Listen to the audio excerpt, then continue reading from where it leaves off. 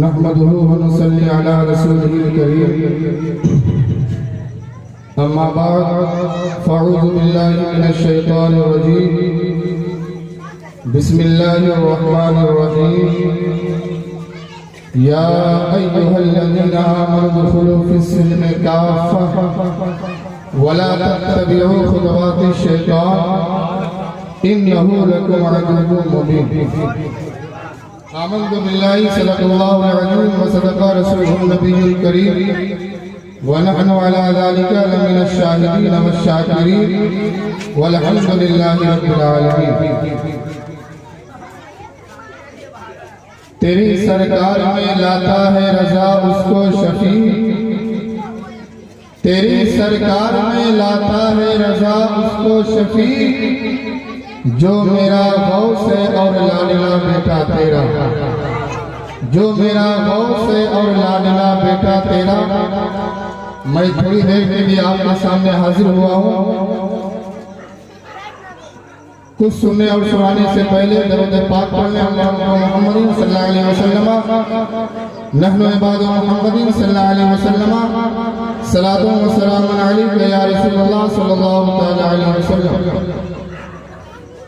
اللہ تعالیٰ قرآن مجید میں ارشاد فرماتا ہے یا ایھا الذین آمنوا ادخلوا فی السلم کافہ، اے ایمان والو پورے اسلام میں داخل ہو جاؤ۔ ولا تتبعوا خطوات الشیطان، شیطان کی غلامی مت کرو، شیطان کی پیروی مت کرو، کیونکہ انہ لکم عدو مبین، وہ تمہارا کھلا ہوا دشمن ہے۔ یہ خطاب اللہ کس سے فرما رہا ہے؟ کلمہ پڑھنے والوں سے۔ جو لوگ کلمہ پڑھ کر اسلام میں داخل ہوئے، جو لوگ اسلام کے دامن سے وابستہ ہوئے، انہی لوگوں سے اللہ مخاطب ہو کر خطاب کر رہا ہے اے ایمان والو پورے اسلام میں داخل ہو جاؤ۔ وَلَا تَتَّبِعُوا خُطُوَاتِ الشَّيْطَانِ، شیطان کی پیروی مت کرو، اِنَّهُ لَكُمْ عَدُوٌّ مُّبِینٌ، وہ تمہارا کھلا ہوا دشمن ہے۔ اب اس آیت کریمہ سے ہمیں اپنے کردار کا جائزہ لینا چاہیے، اپنے زندگی کا جائزہ لینا چاہیے کہ ہم کتنا اسلام میں داخل ہیں اور کتنا ہم اسلام سے باہر ہیں، کتنا ہم رسول اللہ کی پیروی کرتے ہیں اور کتنا ہم شیطان کی پیروی کرتے ہیں۔ قرآن تو کہہ رہا ہے انہ لکم عدو مبین، یہ تمہارا کھلا ہوا دشمن ہے۔ آج اپنے دشمن کو ہم گھر میں رکھتے ہیں، اپنے شادی بیاہ میں رکھتے ہیں، اپنے ہر کسی فنکشن میں رکھتے ہیں۔ اگر ہم اسلام کی تاریخ کو پڑھیں، رسول اللہ کے سیرت کو پڑھیں، رسول اللہ کے کردار کو پڑھیں، اولیاء و صالحین کی سیرت کو پڑھیں، تب ہمیں پتہ چلے گا رسول اللہ نے کہا اپنے پڑوسی کے ساتھ اچھا سلوک کرو، اپنے پڑوسی کے ساتھ اخلاق پیش کرو، اپنے پڑوسی کے ساتھ اپنے پڑوسی کا خیال رکھو، کچھ کھاؤ تو اپنے پڑوسی کا خیال رکھو، پہنو تو اپنے پڑوسی کا خیال رکھو، اپنے بچوں کو کپڑا دو تو اپنے پڑوسی کے بچوں کا خیال رکھو۔ امام اعظم ابو حنیفہ ہے، رات میں نماز پڑھنے کے لیے کھڑے ہوئے، ان کا پڑوسی رات بھر شراب پی کر گالی بک رہا ہے۔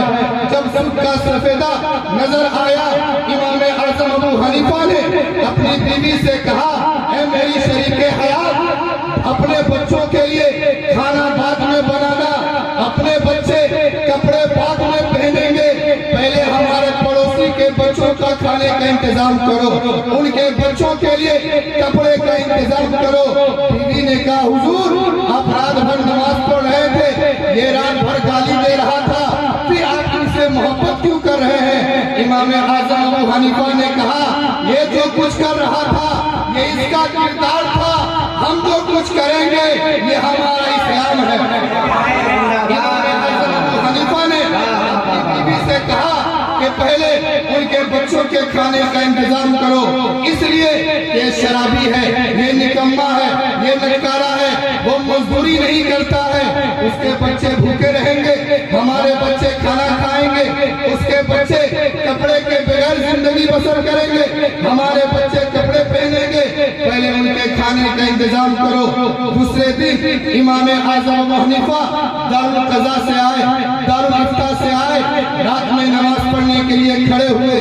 نماز پڑھ رہے ہیں لیکن گالی کی آواز نہیں آ رہی ہے, کوئی گالی نہیں دے رہا ہے. امام اعظم ابو حنیفہ نے اپنی بیوی سے پوچھا, یہ پڑوسی گالی آج کیوں نہیں بک رہا ہے, آج ہمیں کچھ کیوں نہیں بول رہا ہے؟ بیوی نے کہا, حضور آج اس کو پولیس والے آئے تھے, پکڑ کر لے کر چلے گئے. رات بھر امام اعظم ابو حنیفہ زار و قطار روتے رہے, نہ کچھ کھایا نہ کچھ پیا. صبح ہوئی, بیوی نے کہا, حضور ناشتہ کر لیجئے. کہا, میں نہ کھانا کھاؤں گا نہ میں ناشتہ کروں گا, اس لیے کہ میرا پڑوسی نہ جانے جیل میں بھوکا ہے کہ پیاسا ہے. میں پہلے اپنے پڑوسی سے جیل میں جا کر ملاقات کروں گا, اس کو رہائی کرواؤں گا, تب میں کچھ کھاؤں گا, تب میں کچھ پیوں گا. امام اعظم ابو حنیفہ جیل کے دروگا کے پاس گئے. کہا, تم نے ہمارے پڑوسی کو پکڑ کر لایا ہے. کہا, حضور آپ اس کی ضمانت کروانے کے لیے آئے ہیں. کہا, میں ضمانت کروانے کے لیے آیا ہوں. کہا, آپ امام اعظم, آپ اتنے بڑے مسلمانوں کے امام, آپ اتنے بڑے عالم, اتنے بڑے مفتی, ایک شرابی کی ضمانت کروانے کے لیے آئے ہیں. امام اعظم ابو حنیفہ نے کہا, وہ شرابی ضرور ہے لیکن پڑوسی ہے. پڑوسی کے حق کے ناطے ہماری ذمہ داری ہے کہ ہم اس کی رہائی کروائیں, اس کو جیل سے چھڑا کر لے کر جائیں. وہ جیل کا دروگا اسی شرابی کے پاس پہنچا.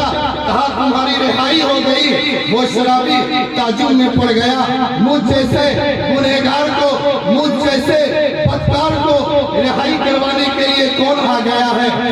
جیسے ہی جیل سے باہر نکلا, امام اعظم ابو حنیفہ پر نظر پڑی.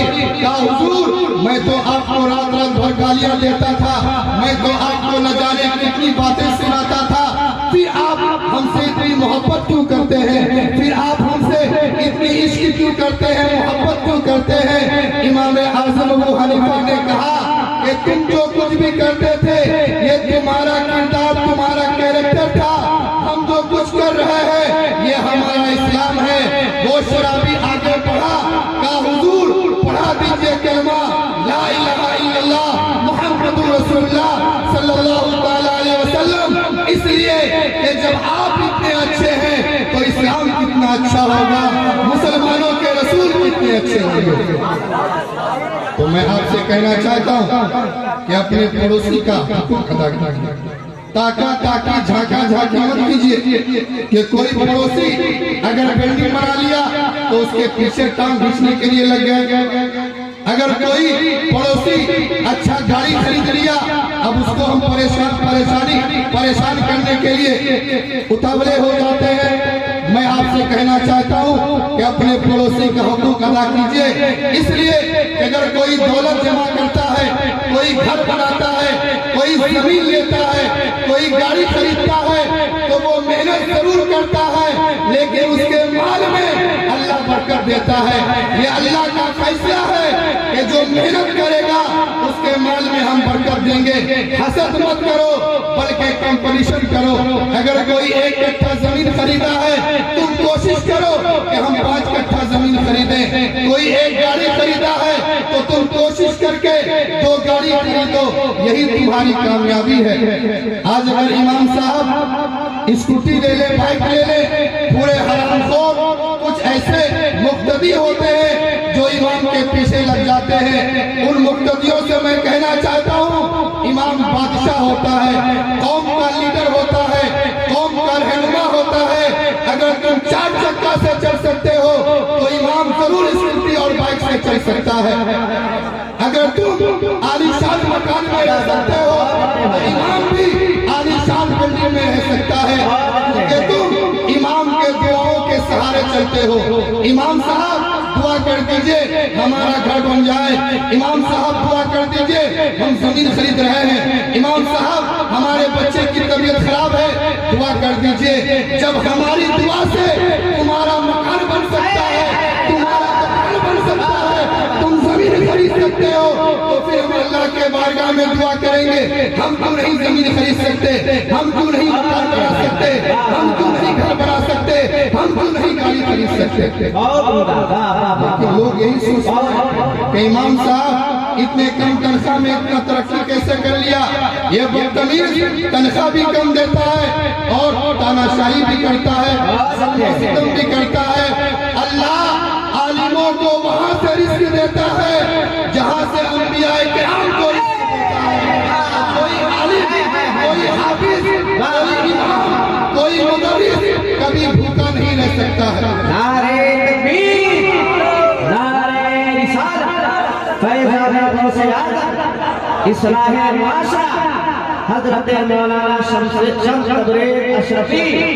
نعرہ تکبیر.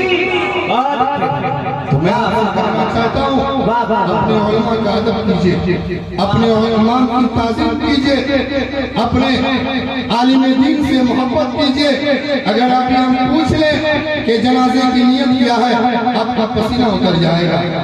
پوچھ لیں کہ جنازے کی دعا کیا ہے آپ کا پسینہ اتر جائے گا. پوچھ لیں ابھی کہ نابالغ بچے کی دعا کیا ہے, نابالغ لڑکے کی دعا کیا ہے, آپ کا پسینہ اتر جائے گا. جنازہ نہ جانے پوری زندگی 60 سال کی عمر میں نہ جانے کیسے جنازہ پڑھتے ہیں, تب بھی ہمیں جنازے کی نیت یاد نہیں ہوتی ہے. جب جنازہ آگے رکھ دیا گیا, امام صاحب آگے بڑھے تو کہا جاتا ہے امام صاحب نیت بتائیے. کیا ایک وقت میں نیت بتانے سے تمہیں نیت یاد ہو جائے گی؟ یہ تو تمہاری ذمہ داری تھی, تمہارے اوپر فرض ہے علم دین سیکھنا.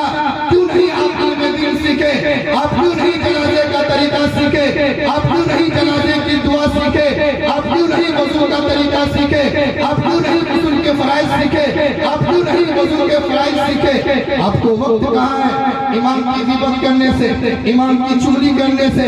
امام صاحب کہاں جا رہے ہیں, امام صاحب کس کے ساتھ گھوم رہے ہیں, امام صاحب کس کے پاس بیٹھ رہے ہیں. نماز میں تو ہے ایک کہنے تو بحاظر امام, پیچھے اس امام کے, نماز میں پیچھے اس امام کے, چائے دکان میں پیچھے اس امام کے نہیں, راستے میں پیچھے اس امام کے نہیں, بلکہ لوگ اتنے نااہل ہو گئے ہیں نماز میں پیچھے رہتے ہیں لیکن بقیہ کام میں سب سے آگے.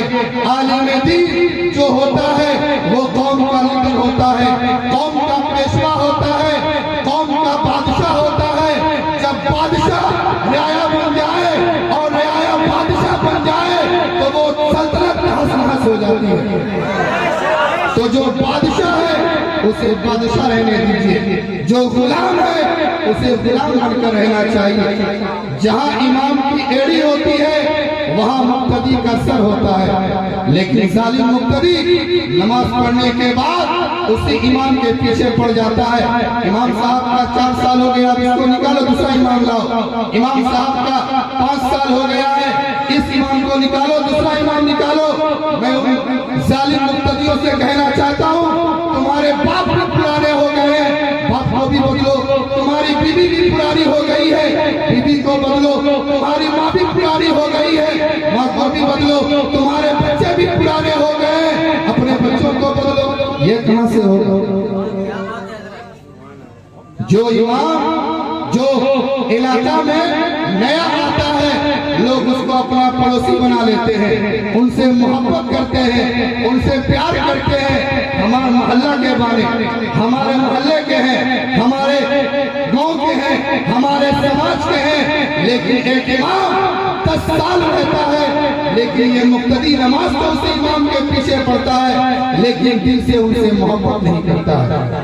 اگر محبت کرتا تو کبھی یہ نہیں کہتا کہ اس امام کو ہٹاؤ دوسرا امام کو لاؤ, اس حافظ کو ہٹاؤ دوسرا حافظ کو لاؤ. میں آپ سے کہنا چاہتا ہوں کہ کامیابی چاہتے ہو تو عالم کے قریب آؤ. جب تک آپ عالم کے قریب نہیں آئیں گے نہ آپ کو وضو کے فرائض یاد ہوں گے, نہ غسل کے فرائض یاد ہوں گے, نہ نماز کے شرائط یاد ہوں گے, نہ نماز کے فرائض یاد ہوں گے, نہ آپ کو نماز پڑھنے کا طریقہ معلوم ہوگا.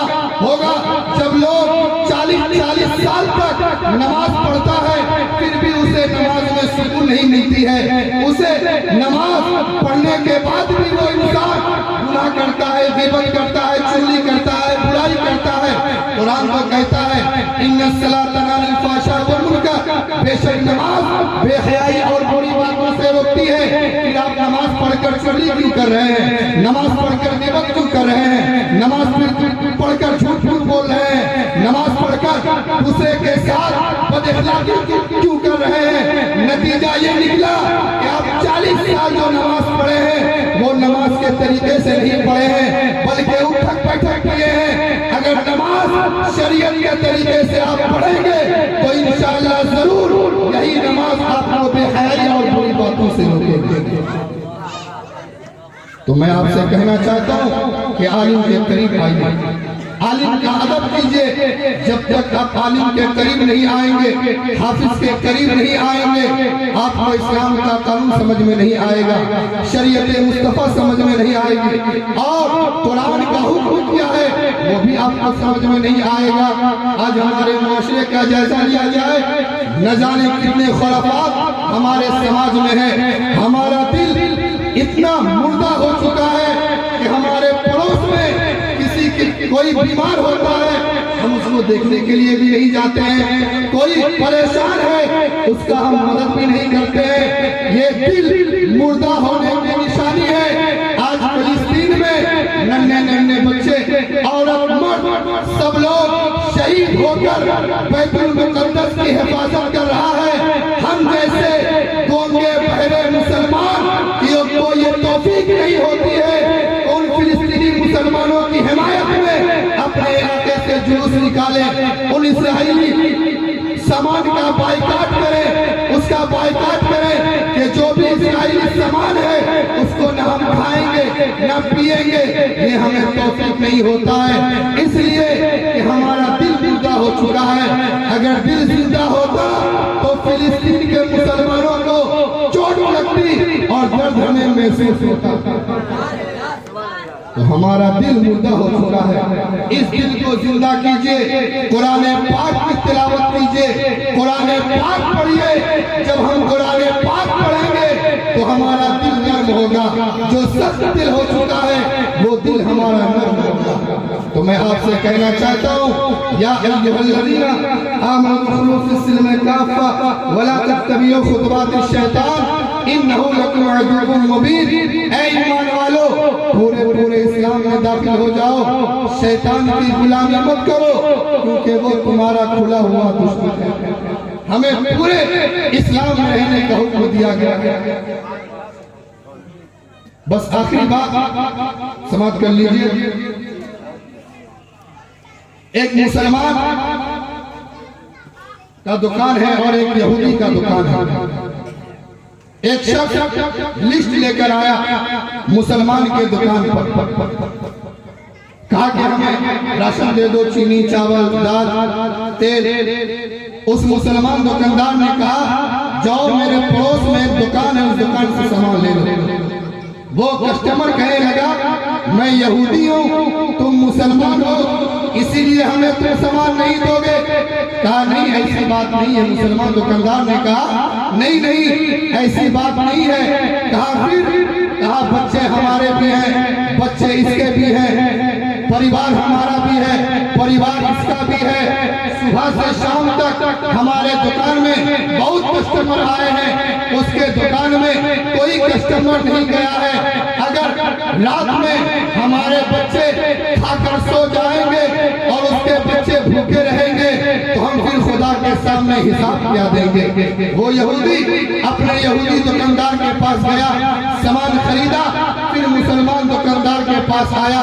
مسلمان دکاندار نے کہا پھر یہاں کیوں آئے ہو؟ یہودی کہتا ہے، اس بات کو نوٹ کیجئے، یہودی کہتا ہے سامان تو وہاں سے لے کر جائیں گے لیکن ایمان یہاں سے لے کر جائیں گے۔ جب مسلمان اتنا اچھا ہے تو مذہب اسلام کتنا اچھا ہوگا۔ تو ہمارے پہلے کے جو مسلمان تھے اپنے کردار سے، اپنے کیریکٹر سے، اپنے اخلاق سے لوگوں کو مسلمان کرتے تھے، لیکن ہمارا ظلم اتنا بڑھ چکا ہے کہ ایک پڑوسی بھی ہمارے ظلم و ستم سے پریشان ہے، ہمارے تانا شاہی سے پریشان ہے۔ آج کل کے صدر سیکریٹری کا دیکھ لیجئے، صدر سمجھتا ہے راشٹرپتی ہیں، اور سگریٹی سمجھتا ہے ہم پی ایم ہیں. ان دونوں حرام خور کو جتنے صدر سگریٹی اللہ ماشاءاللہ کچھ صدر سگریٹی کو چھوڑ کر اس کو بیٹھائیے. اگر یہ صدر سگریٹی سورہ فاتحہ ہم کو صحیح سے سنا دے اس کا چپل لے کر اپنی زبان پہ ہم علاقے میں گھومیں گے. لیکن یہ امام پر حکومت کرتا ہے جس کو وضو کا بھی طریقہ نہیں معلوم, جس کو غسل کا طریقہ نہیں معلوم, جس کو نماز کا طریقہ نہیں معلوم, وہ امام پر حکومت کر رہا ہے. جو تمہارے نماز کا ضامن ہے, تمہارا نماز اسی وقت درست ہوتا ہے جب تم اپنے امام کے پیچھے نماز پڑھتے ہو, پھر بھی اسی امام کے پیچھے پڑے ہوئے ہیں. اور فضول خرچی کا عالم یہ ہے کہ ہمارے گھر میں ٹی وی بھی ہے, ہمارے گھر میں 10 موبائل بھی ہے, ہمارے گھر میں گاڑی بھی ہے, لیکن اگر مسجد سے کوئی چندہ مانگنے چلا جائے کہے گا بزنس ٹھیک نہیں ہے, کام ٹھیک نہیں ہے, ہمارا ابھی دھندا چوپٹ ہے. تو پھر ٹی وی کا ریچارج کیسے مہینے ہو رہا ہے, پھر موبائل کا ریچارج کیسے مہینے ہو رہا ہے, پھر آپ کے بچے گھوم کیوں رہے ہیں پارک میں, پھر آپ کے بچے عالیشان کھانا کیسے کھا رہے ہیں. کیا صرف اللہ کے گھر میں دینے میں اور مدرسے میں دینے میں ہم غریب ہوتے ہیں, بقیہ سارے کام میں ہم امیر رہتے ہیں؟ تو سن لو, جو لوگ مسجد کا چندہ بہانہ کر کے نہیں دیتا ہے, جو مدرسے میں چندہ بہانہ کر کے نہیں دیتا ہے, تو وہ اپنے مقدر پر افسوس کرے, اپنے قسمت پر ماتم کرے کہ اللہ نے تمہارے دولت کو پسند ہی نہیں کیا جو اپنے گھر میں لگا ہے. مسجد میں اسی کا پیسہ لگتا ہے جس کا مال اچھا ہو, جس کا کمائی اچھا ہو, جس کے مال کو اللہ قبول کرتا ہے, اسی کے مال کو اللہ اپنے گھر میں لگاتا ہے. تو یہ مت سمجھو, اور مسجد مدرسے میں زیادہ سے زیادہ کام کرو, کیونکہ جو ایک دیتا ہے اللہ اسے 10 دیتا ہے. کبھی موقع ملے گا تو بتائیں گے 10 کیسے. جو ایک دیتا ہے اللہ اسے 10 دیتا ہے. تو میں آپ سے کہنا چاہتا ہوں, ایک دے کر 10 کمائیے, اور یہ دنیا میں بھی ملے گا اور آخرت میں بھی ملے گا. تو ماشاءاللہ آپ کے محلے میں مسجد بن رہی ہے, آپ اس میں زیادہ سے زیادہ تعاون کریں. میں نے ایک فارمولہ بتایا تھا کہ 5 روپیہ روزانہ جمع کرو اور 30 دن میں وہ 150 کمیٹی کے حوالے کر دو. کم کھاؤ لیکن مدرسہ بنواؤ, مسجد بنواؤ, اس لیے کہ جب مدرسے نہیں رہیں گے تو ہمارے بچے دین کی تعلیم کہاں سیکھیں گے, جب مدرسے نہیں رہیں گے تو ہمارے بچے قرآن کی تعلیم کہاں سیکھیں گے, جب مدرسہ ہی نہیں رہے گا تو ہمارے جنازے کی نماز کون پڑھائے گا, ہماری امامت کون کرے گا, ہمارا فاتحہ کون پڑھے گا. تو مدرسہ اور مسجد کو مضبوط کیجئے اور بڑھ چڑھ کر اس میں حصہ لینے کی کوشش کیجئے. بس میں اتنی باتوں پر اپنی تقریر ختم کرتا ہوں. وآخر دعوانا الحمدللہ رب العالمین. ہمارے کہنے میں آپ کے سننے میں اگر کوئی شرعی غلطی رہ گئی ہو تو آئیے ہم سب مل کر اللہ کی بارگاہ میں توبہ کرتے ہیں. استغفر اللہ رب من کل ذنب واتوب الیہ, لا الہ الا اللہ محمد رسول اللہ صلی اللہ تعالی علیہ وسلم. السلام علیکم ورحمۃ اللہ وبرکاتہ.